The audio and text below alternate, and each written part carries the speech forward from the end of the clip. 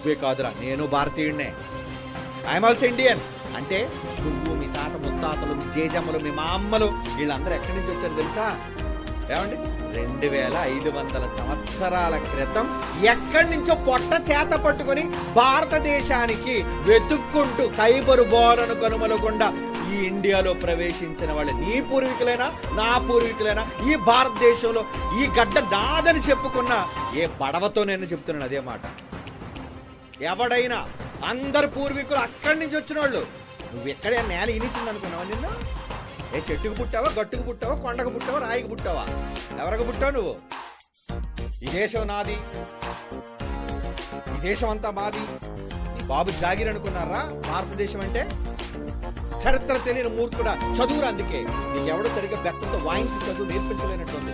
ప్రతి మతోన్మాది మాట్లాడుతున్నాడు ఏమని, భారతదేశం మాది.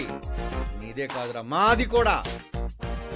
మీ అమ్మ బాబులు ఎలాగైతే వచ్చారో మా అమ్మ బాబులు కూడా అలాగే మా పూర్వీకుల్లో నుంచి ఖైబర్ బోరను గనుమలకుండా వచ్చిన వాళ్ళ దేశంలోకి పొట్ట చేత పట్టుకొని వచ్చిన ఆర్యులు, ద్రావిడులు మనం అందరమే.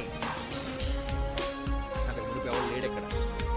ఖాళీ దేశం, ఖాళీ ప్రదేశం, ప్రపంచమంతా విస్తరించారు. దానికి సంబంధించిన పురావస్తు ఆధారాలు ఉన్నాయి ప్రపంచంలో. ఏదో చెత్త పుస్తకాన్ని తీసుకొచ్చేసి ఉన్నాయని అంటే ఎలా? బేస్ ఏంటి?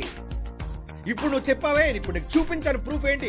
ఏదైతే ప్రారంభ మెసొపొటేమియన్ సివిలైజేషన్ అదే ప్రాచీనమైనది అన్నావో, ఆ ప్రాచీనదైన ఆ యూఫ్రటీస్ నది బైబిల్లో ఉంది. ప్రారంభంలో అక్కడే మనిషి ప్రారంభం అయ్యాడు.